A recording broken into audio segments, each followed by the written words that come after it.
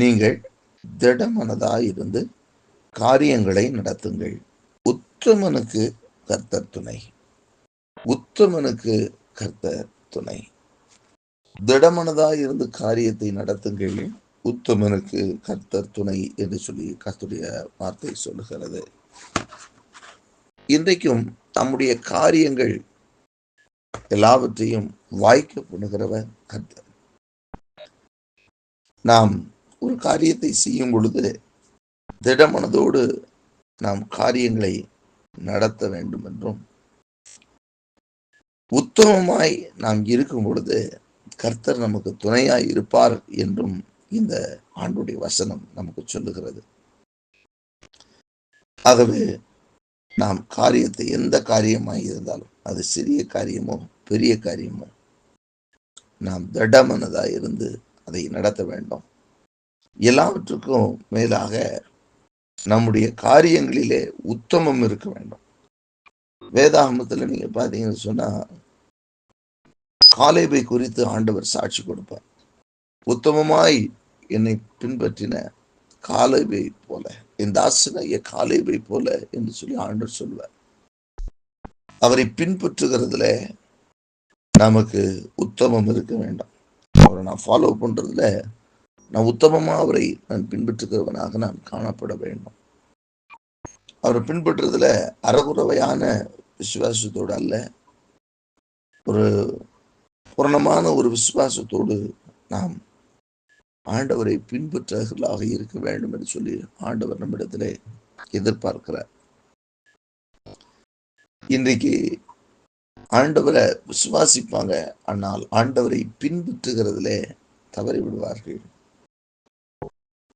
ஆண்டவரை நம்புகிறது உண்டு, ஆனால் அவரை பின்பற்றுகிறதுல இடமில்லாமல் போய்விடும். ஆனால் ஆண்டவராகிய தேவன் காலேபை குறித்து சொல்லும்படி சொல்கிறார், உத்தமமாய் என்னை பின்பற்றின காலேபு என்று சொல்லி அவர் சொல்லுகிறதை நம்ம பார்க்க முடியும். ஆகவே உத்தமனுக்கு கர்த்தர் துணையாயிருப்பார். இந்த காலேபனுடைய காரியங்களை பாருங்க, அவர் புறப்படும் பொழுது என்ன பலன் இருந்தது, அதே பலன் எனக்கு இப்போ இருக்குன்னு சொல்லி 40 ஆண்டுகள் கழித்து 80 வயதுக்கு மேல அவர் சொல்ற, ராட்சதர்கள் இருக்கக்கூடிய அந்த கிபியோனுடைய காரியங்களை அவங்க அந்த வயதிலையும் மலை பட்டணத்தை அவர் ஏறி பிடித்தார்னு சொல்லி வேதம் சொல்லுகிறது.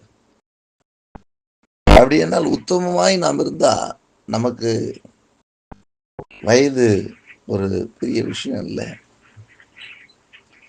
யார் என்பது பெரிய விஷயம் கிடையாது. யாரை வேண்டுமானாலும் வெற்றி கொள்ளலாம். ஒன்றே ஒன்று, காரியங்கள் நமக்கு கர்த்தர் வாய்க்க பண்ணுவார். நம்ம திடமனதாக இருந்த காரியத்தை நடாதும் போது உத்தமனுக்கு கர்த்தர் துணை என்று சொன்ன வார்த்தையின்படி நம்முடைய காரியங்களிலே கர்த்தர் நமக்கு துணையாயிருப்பார், நாம் உத்தமமாய் அவரை பின்பற்றும் பொழுது.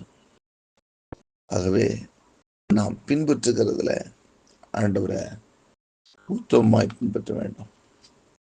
அதே போல அவருடைய வல்லமை குறித்த காரியங்கள்ல உத்தம இருதயம் நமக்கு இருக்கும் என்று சொன்னால், வேதம் சொல்லுகிறது, அவர் தம்முடைய வல்லமையை விளங்க பண்ணுவதற்கு அவருடைய கண்கள் பூமி எங்கும் உலாவிக் கொண்டிருக்கிறது என்று சொல்லி, அவரை பற்றிய காரியங்களில் உத்தம இருதயத்தோடு இருக்கிற பிள்ளைகளாய் நாம் இருக்க வேண்டும். அந்த விசுவாசத்தினுடைய தன்மைகள்ல நமக்கு ஒரு உத்தம இருக்க வேண்டும். அவரால் கூடும் என்கிற அந்த முழு நம்பிக்கையோடு, அவரால் கூடாத காரியம் ஒன்றும் இல்லை என்கிற முழு நிச்சயத்தோடு கூட நாம் இருக்க வேண்டும். ஆகவேதான் வேதாகமத்திலே நாம் பார்க்கும் பொழுது ஆபிரகாமை ஆண்டவர் எச்சரிக்கிறதை நாம் பார்க்கிறோம். என்னை எனக்கு முன்பாக நடந்து கொண்டு உத்தமனாயிரு, நான் சர்வ வல்லமுள்ள தேவன் என்று சொல்லி சொல்லுவார்.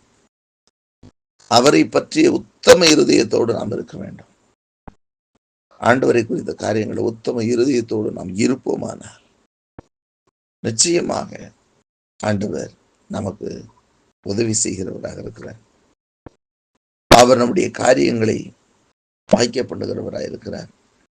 அவர் நமக்கு துணையாய் இருக்கிறவராக இருக்கிறார். ஆபிரகாம் ஆண்டவர் சொன்னார், நான் உன்னை பெரிய ஜாதியாக்குவேன், நான் உன் பெயரை பெருமைப்படுத்துவேன் என்ற வாக்கு பண்ணியிருந்தார். ஆனால் கால தாமதமாகும் பொழுது ஆபிரகாமுக்குள் ஒரு தடுமாற்றம் ஏற்பட்டு விட்டது.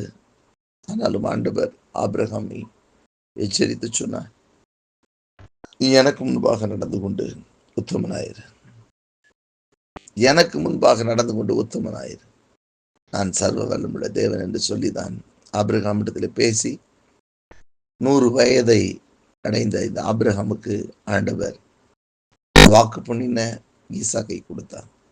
அதற்கு பின்பு நாம் வேதாகமத்திலே பார்க்கிறோம், ஆண்டவர் பெருகச் செய்து பேரை பெருமைப்படுத்தின எல்லாவற்றையும்.